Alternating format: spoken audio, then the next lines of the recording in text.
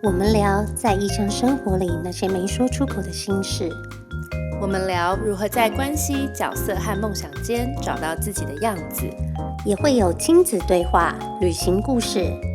欢迎你一起打开纽约妈妈的交换日记。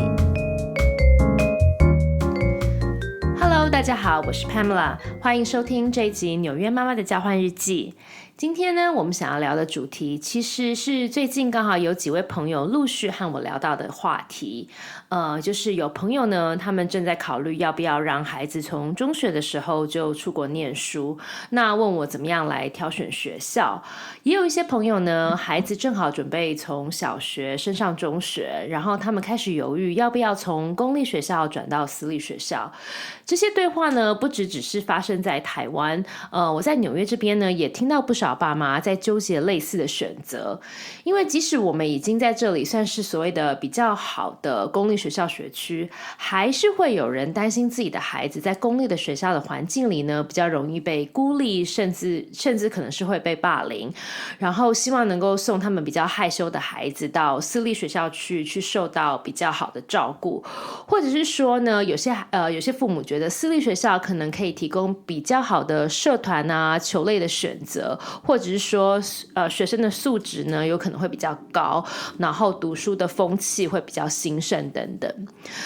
这就让我开始想就是说这个问题的背后的解答，因为是选中学嘛，不是像看那种大学研究所，像我们以前看那种 US News 排名那么的直接，就是直接看排名，然后就一翻两瞪眼。所以我就开始思考，就是说到底什么样的学校才算是好学校呢？而我们大人心目中的理想学校，会跟孩子自己向往的学习环境是一样的吗？在这样的背景之下呢，我觉得最适合来聊这个主题的来宾，其实不是教育专家，也不是学校老师，可能是更适合一位正在处于教育的现场，正在经历中学7年级日常的学生。于是我就邀请来大家熟悉的声音，也就是我的女儿 Madison。这一集呢，不只是只有我们母女之间的对话，更是一场关于教育观、世代感受与真实校园经验的交流。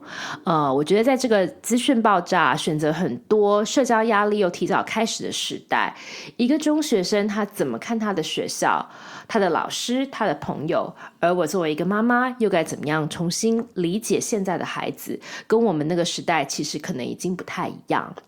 今天我们会聊到在美国中学7年级的校园焦虑，他对转学生的观察、社交文化，甚至是这边比较特别的犹太人的成年礼，这类的文化现象。但最后我们其实只想邀请你一起来思考，现在的孩子真正想要的是什么样的学习生活，而我们大人有没有真的看见他们的需要呢？欢迎你一起进入我们今天的对话。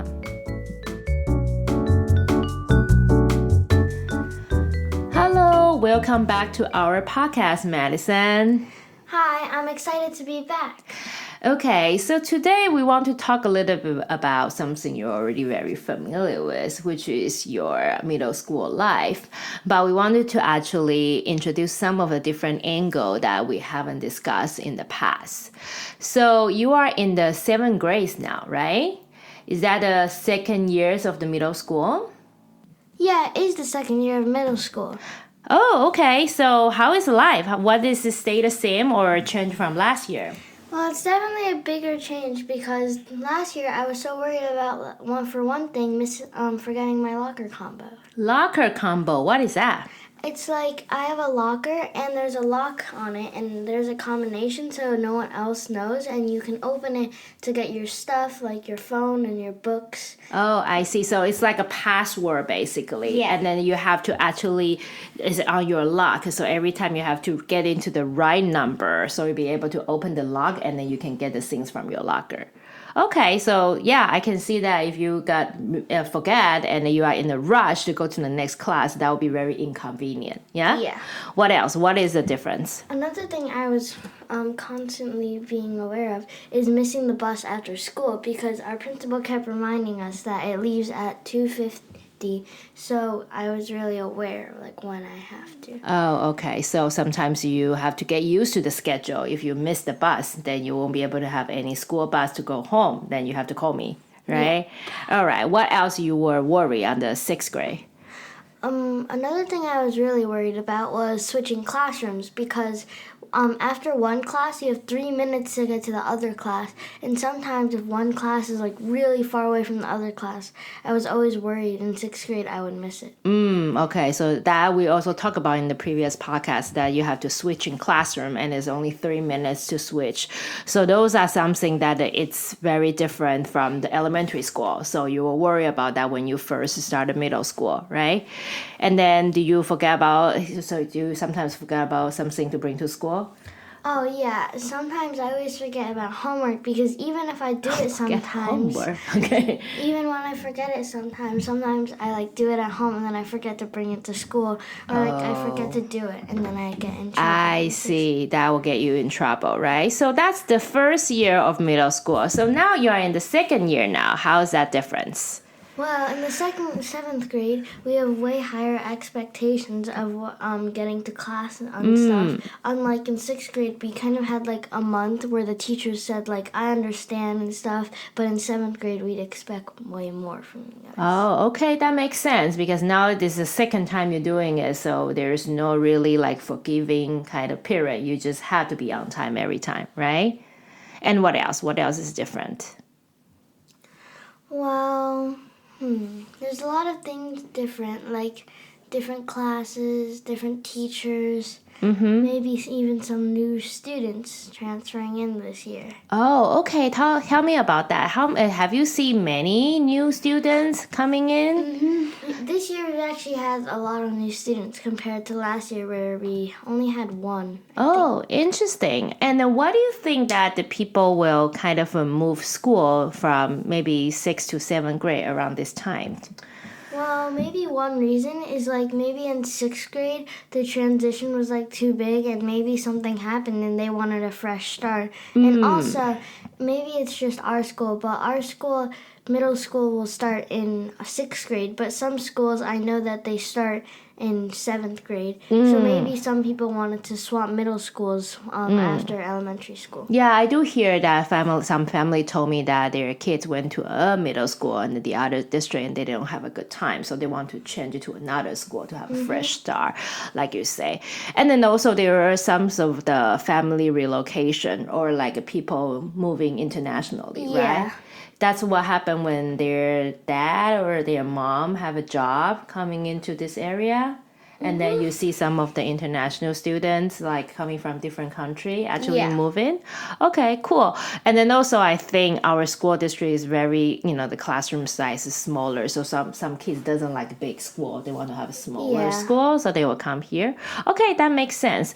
And then what do you think by, seeing those kids like transferring to the middle school? Do you see any kind of a challenge they are facing? Yeah, there's definitely a lot of challenges. I mean, there's definitely like a really important academic challenges, but I'd say the biggest challenge is probably the social experience because when you move schools, you'll probably have like no friends and it'll be really hard to fit in. Unlike academically, it's just academics and like it's not about friends or anything, but it's really important to have like a social group, especially when you move. So that would probably be like if I moved, my hardest thing to actually fit in, right? Yeah. Especially in the middle school kind of this age, everybody kind of slowly forming their own friend group, right? So you have to actually break in, it's hard. And then also if it is international, I guess there will be some language challenge too.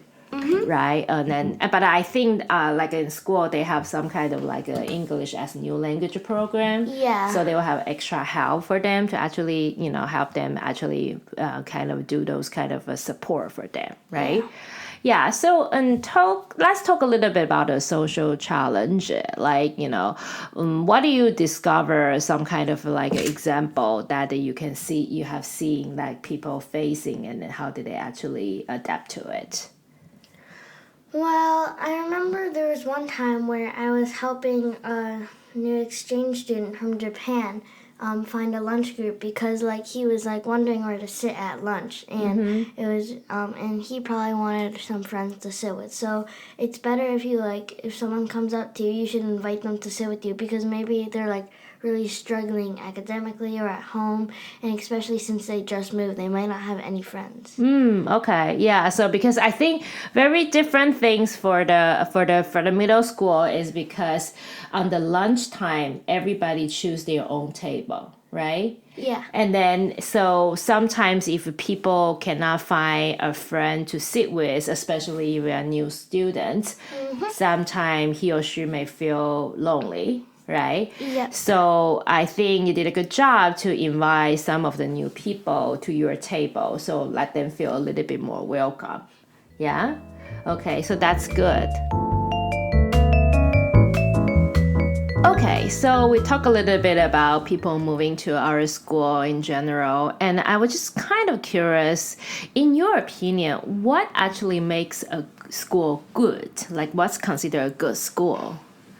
Well, there are a lot of criteria that I think are needed for a good school, but one of them is probably to have really supportive teachers. Okay, and what else? Other things I also think are really important is probably it's also fun, but it still should be challenging because I know you can't have too much fun, although I hope I could, but it should be challenging, but shouldn't have a too overwhelming curriculum. Oh, I see. So you want the class to be fun, but you also don't want to be too easy. You have to have some kind of challenging so you feel like you are learning something. Yeah, that's a very good point. What else? Well, this one's kind of silly, but I also think that a good school should have really good lunch food because... Good food, right? Yeah, because whenever I want to order lunch at school, I don't want to eat some, like, disgusting food. I Okay, I think that's important too because I'm pretty sure lunch period is one of the period that everybody's kind of look forward to during the day. Yeah, especially since we don't have recess anymore and we can't go, like, play outside. Okay, 没有 recess, 没有下课时间. So that's the lunch is the only time that you guys can kind of relax and hang out with your friends. Yeah, so the good food is important, right? Okay, so how about, so you mentioned about the first one, very interesting. The very good supportive teacher is a good criteria, right? So tell me a little bit about what do you think, what is a good teacher? What do you think that make one to be a good teacher?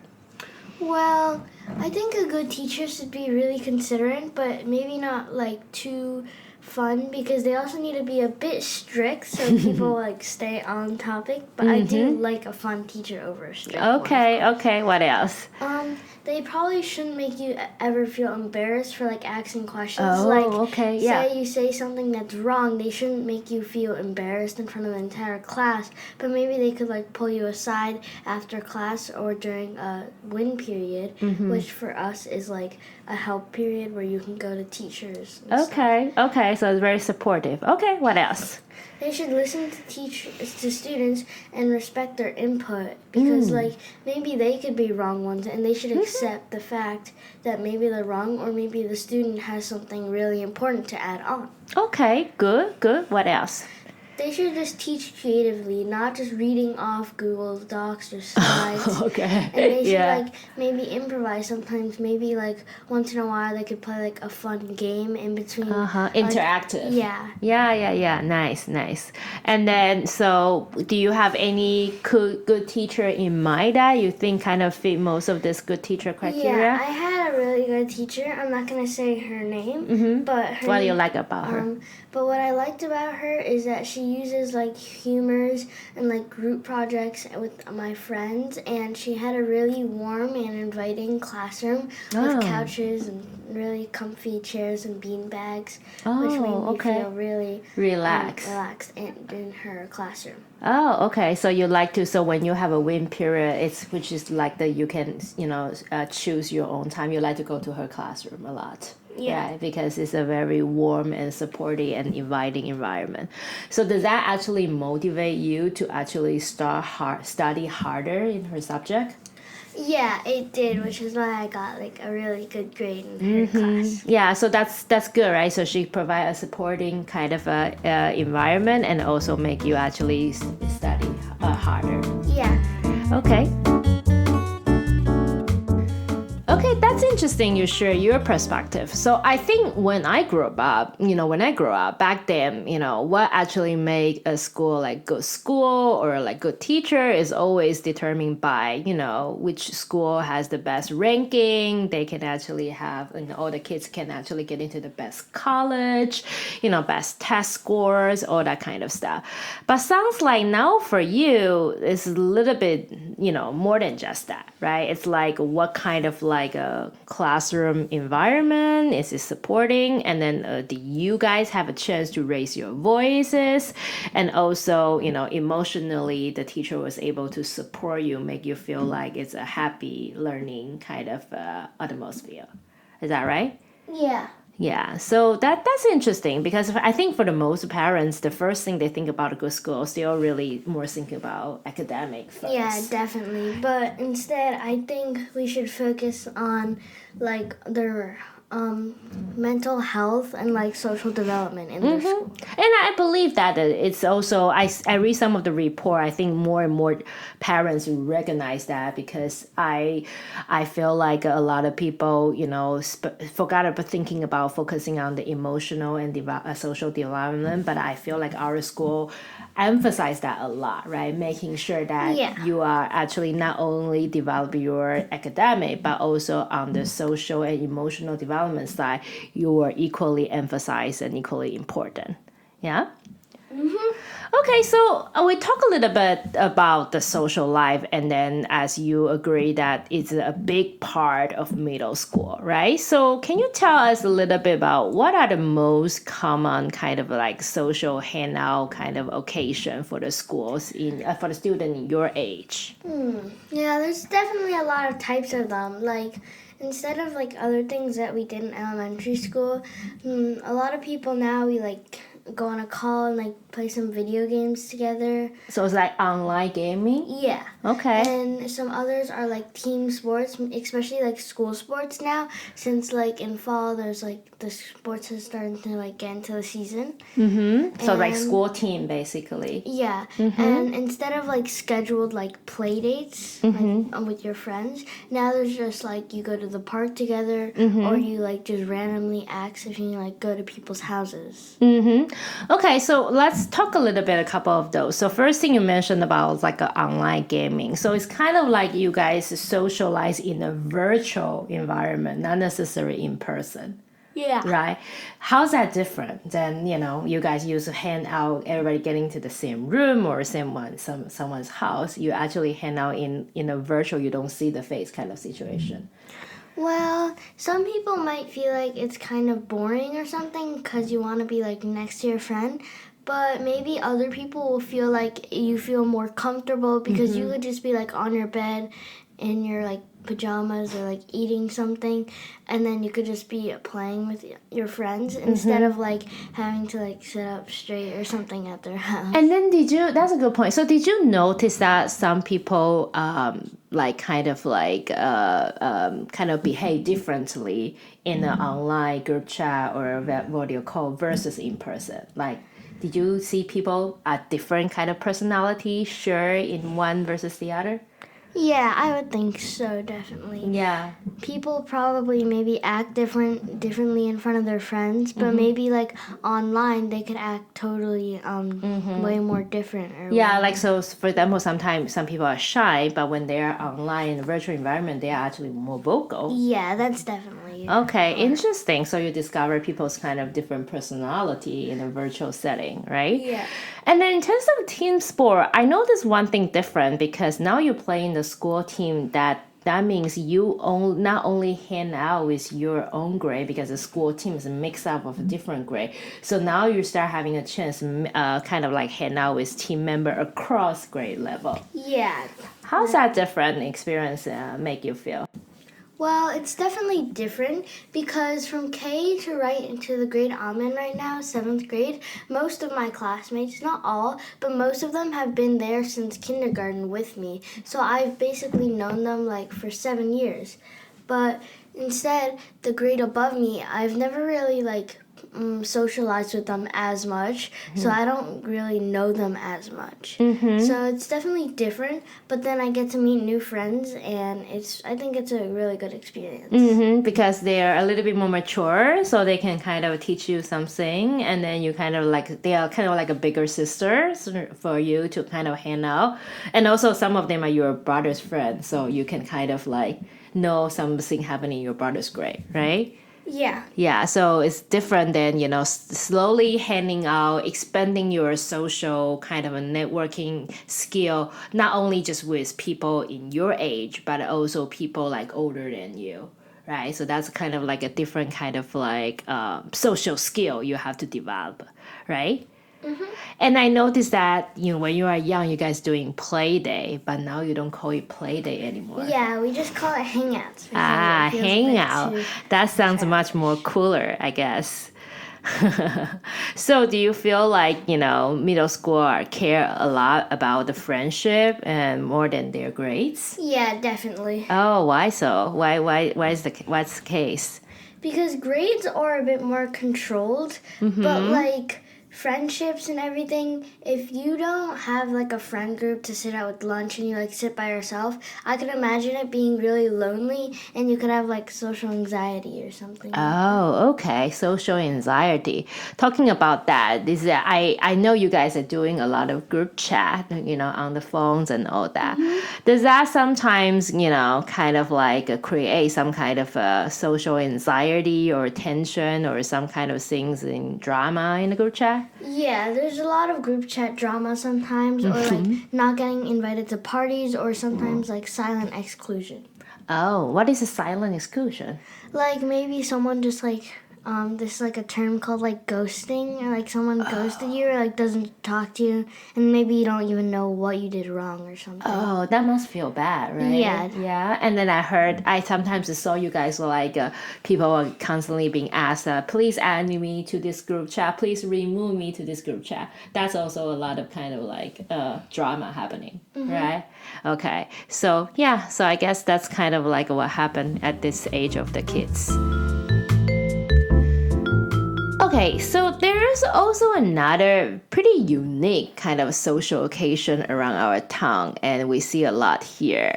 So do you want to actually tell us a little bit about that? Yeah, it's called a bar/bar mitzvah. Okay, that's in Chinese 是那种专门属于犹太人的成年礼。So can you briefly explain what they are?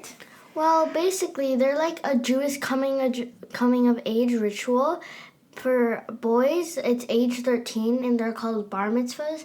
And for girls, it's at age 12, called bat mitzvahs. Okay, and then so what did they usually have to do? Is it kind of like a big birthday party kind of thing? More than that, call right? it that, but it's definitely way more than that. Okay. So usually that including a service, some sort. Yeah, the Jewish people will like recite something in Hebrew that they have to like practice, and usually people, one of my friends said that they started preparing for their bar/bar mitzvah like 1 or 2 years in advance. Wow, okay. And then so other than that, after the service, what else they do for the bar mitzvah? Well, after the service, it's basically like a really big party, which often includes DJs, dancing, party favors, and like photo booths. Wow, okay. So it's that, and then they invite like a lot of people, like not only just the kids, but also adults too, right? Sometimes. And then there would be like a big venue, sometimes in the country club or some kind of like a big event, like a wedding event kind of is, right?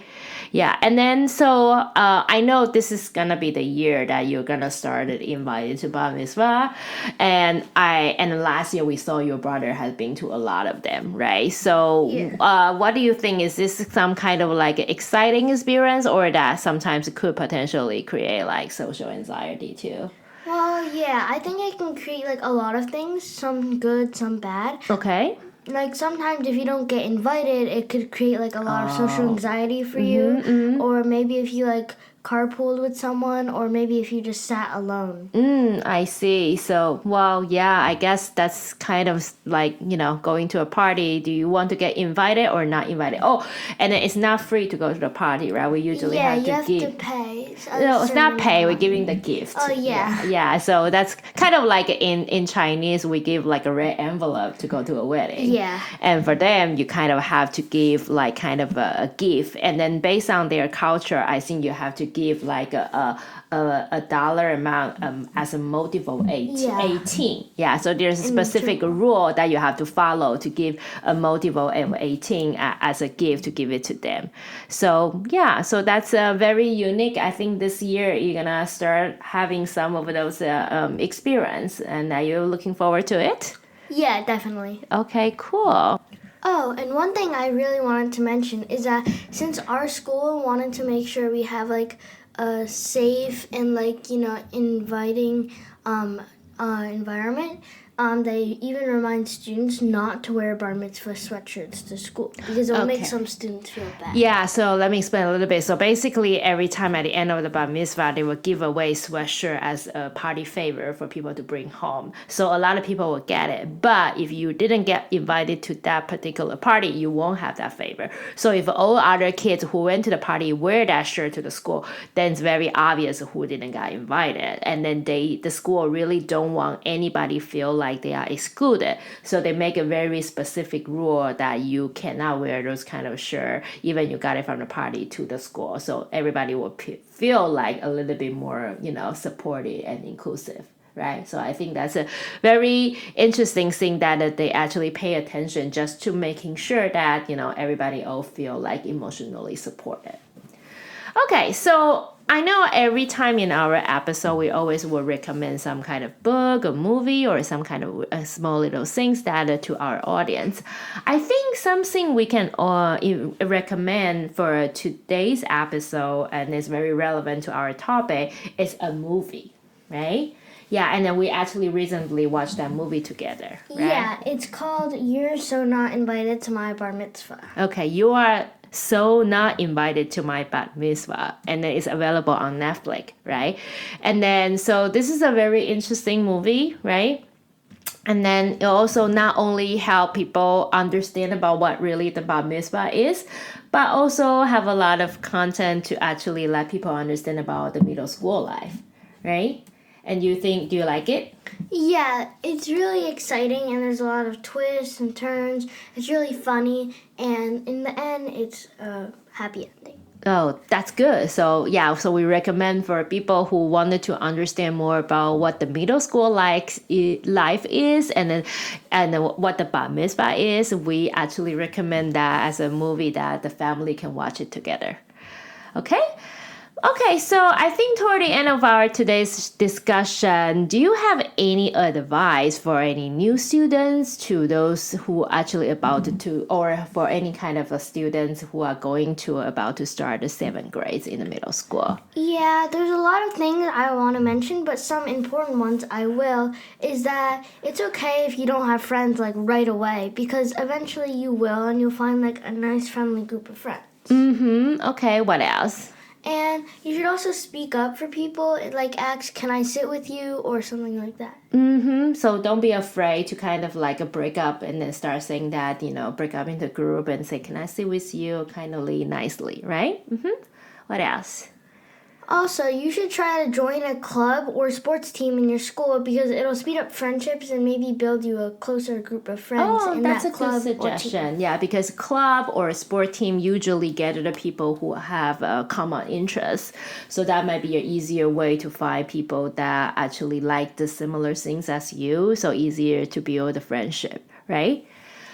And my final tip is that don't be afraid to email your teacher, because although it might seem embarrassing, it's not embarrassing if you need help. Especially if you miss a day of school or something like that, or you didn't do so good on your test. It's really important that you should email your teacher and have a good. Good. So be proactive, right? Because sometimes you didn't ask, you will never know. Sometimes, you raise the question or ask for kind of clarification.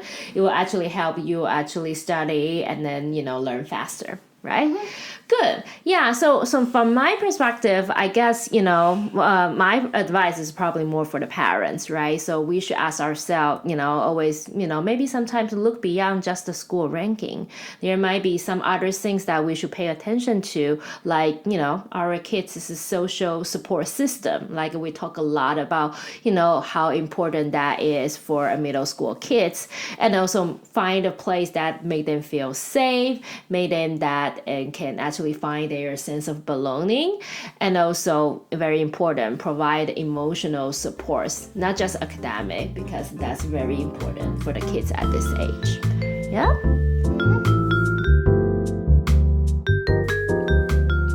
我们常说，孩子进入青春期要有独立性，要有成熟度，但是我们给了他们什么样的环境去尝试、去失败、去找到自己呢？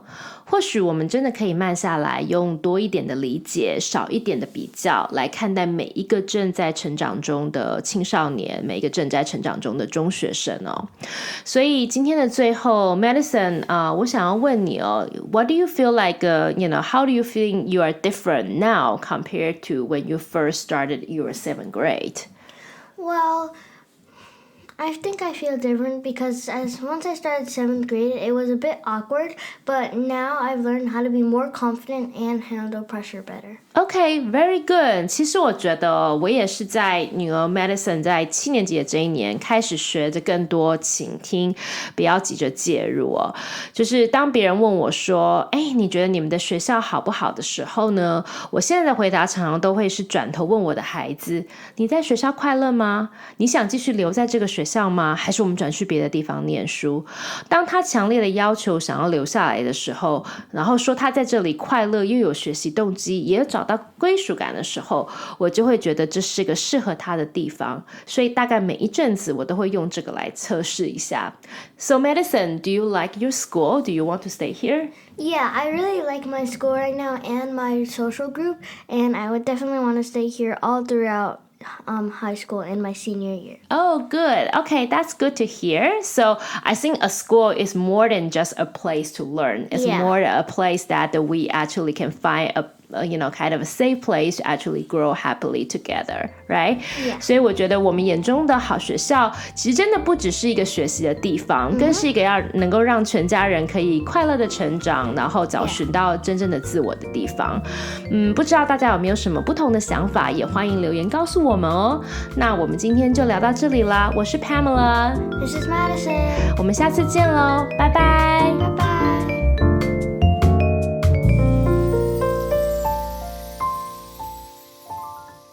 我喜欢我的学校。